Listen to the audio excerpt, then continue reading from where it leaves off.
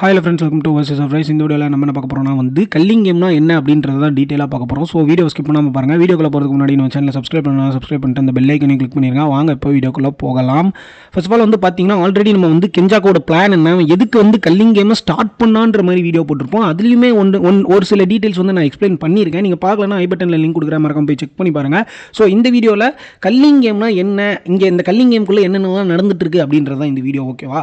இப்போ கல்லிங் கேமில் வந்து இப்போ சீசன் 2 எண்டிங்கில் கெஞ்சாக்கு வந்து இந்த ஐடில் டிரான்ஸ்ஃபிகரேஷன் மூலமாக வந்து நிறைய பேர் வந்து கர்ஸாக மாற்றிருப்பான். அதில் வந்து 3 டைப் ஆஃப் பீப்புள்ஸ் இருக்காங்கப்பா.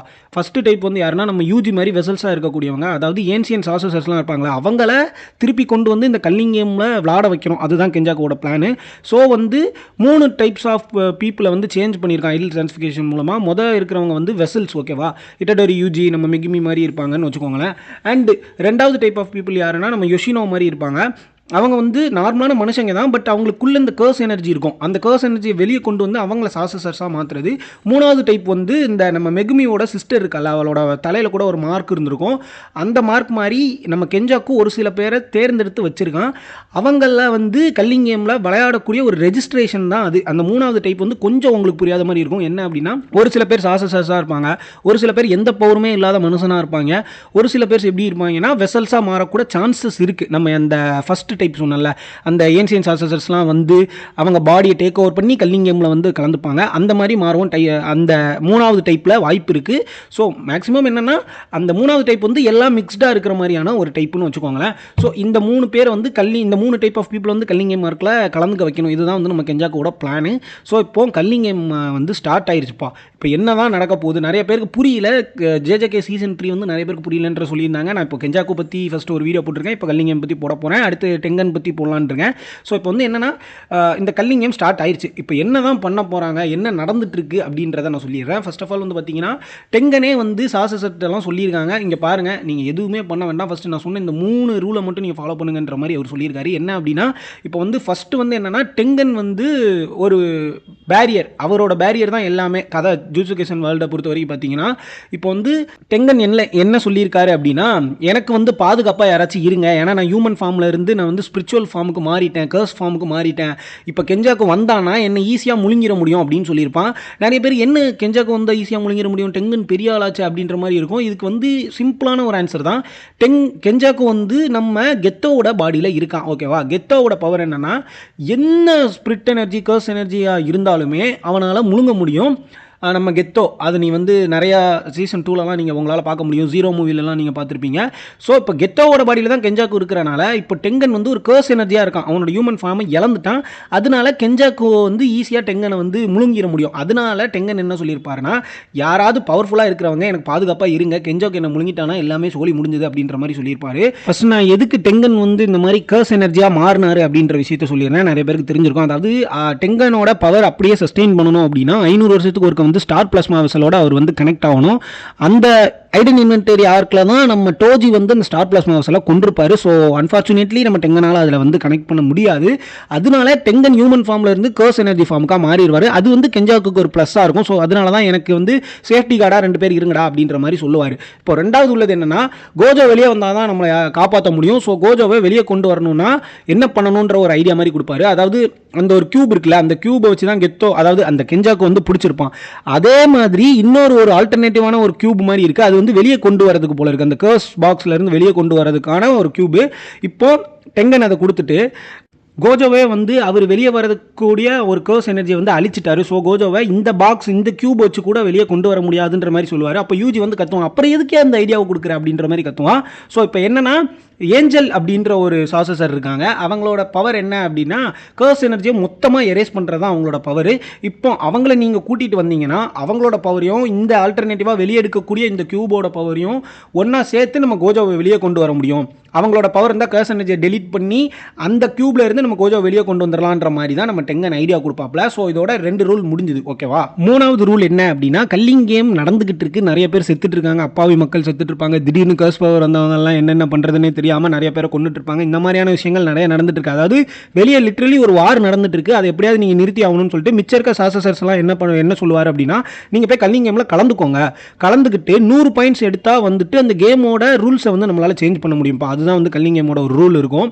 அதாவது நீங்கள் கேம் அந்த கல்லிங் கேம் சொல்கிற ஒரு கேமாக விளையாண்டு முடிச்சிங்கன்னா ஒரு பாயிண்ட்டு 5 பாயிண்ட் 4 பாயிண்ட் அப்படின்னு ஏறும். அப்படி ஏறி 100 பாயிண்ட் உங்ககிட்ட வந்துருச்சுன்னா நீங்கள் ஒரு ரூலை சேஞ்ச் பண்ண முடியும், இல்லைனா புதுசாக ஆல்டர் பண்ண முடியும்.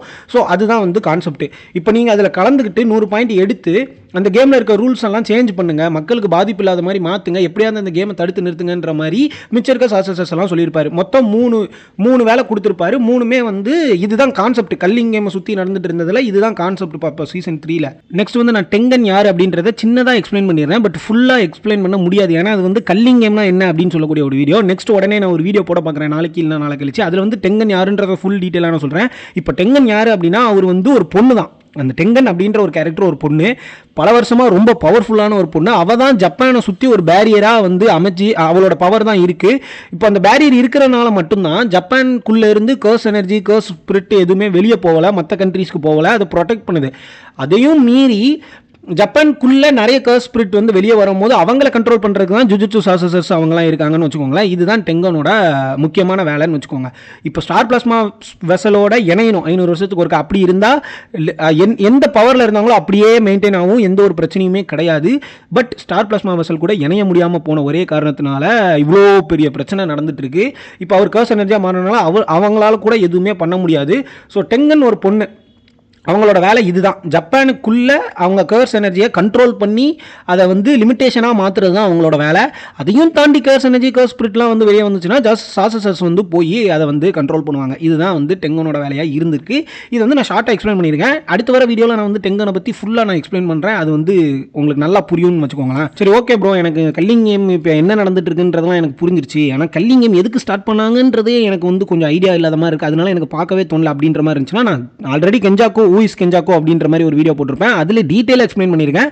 பட் இருந்தாலும் இந்த வீடியோவில் சின்னதாக எக்ஸ்பிளைன் பண்ணிட்டு போகிறேன். அதாவது என்னன்னா, கெஞ்சாக்கோட பிளான் என்ன அப்படின்னா, இப்போ மனுஷங்களோட எமோஷன்ஸில் இருந்து தான் கர்ஸ் எனர்ஜி ஸ்பிரிட் எனர்ஜிலாம் வெளியே வருது. அவங்க சோகமாக இருந்தாலோ பயந்தாலோ இல்லை சந்தோஷமாக இருந்தாலோ அதெல்லாம் வெளியே வருது. ஸோ மனுஷங்களுக்குள்ளேருந்து வரனால மனுஷங்க தான் அதை பார்த்துக்கணும், மனுஷங்க தான் அது கூட வாழணும், அதை ஏன் அழிக்கணும்னு நினைக்கிறாங்கன்றதான் கெஞ்சாக்கோட ஒரு ஐடியாலஜி. ஓகேவா?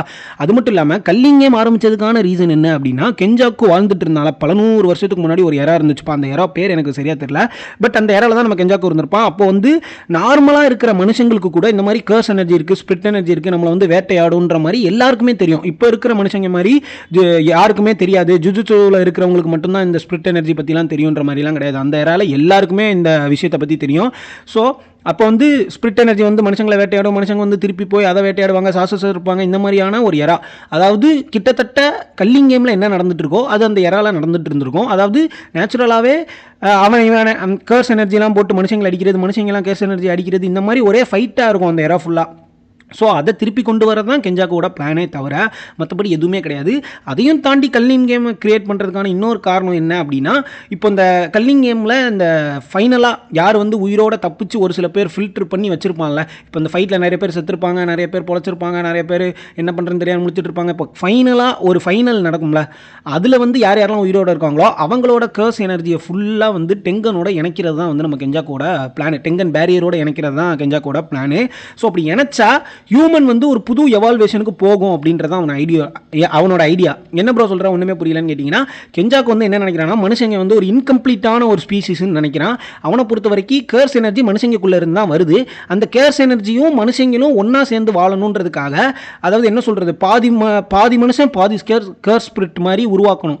ஸோ இந்த டெங்கன் பேரியரோட இணைஞ்சிச்சுன்னா அந்த மாதிரி புதுசாக ஏதாச்சும் வருமா நம்ம எக்ஸ்பெரிமெண்ட் தான் பண்ணி பார்க்குறோம். இதுதான் வந்து ஆக்சுவலான ரீசன் நான் சொல்லிக்கிறேன். ஸோ இதை பற்றி டீட்டெயிலாக தெரியணும்னா நீங்கள் அந்த கெஞ்சாக்கோ யார் இந்த கெஞ்சாக்கோ அப்படின்ற ஒரு வீடியோ போட்டிருக்கேன். ஐ பட்டனில் திருப்பியும் லிங்க் கொடுக்குறேன், அதை வந்து மறக்காமல் போய் செக் பண்ணி பாருங்கள். அதில் டீட்டெயிலாக எக்ஸ்பிளைன் பண்ணியிருக்கேன். நெக்ஸ்ட் வீடியோவில் நான் வந்து டெங்கன் யார், அவருக்கு என்னாச்சு என்ன ஏதுன்றதை ஃபுல்லாக எக்ஸ்பிளைன் பண்ணுறேன். ஸோ மறக்காமல் நம்ம சேனலை சப்ஸ்கிரைப் பண்ணிட்டு அந்த பெல் ஐக்கனை கிளிக் பண்ணிடுங்க. Until the next video, good bye.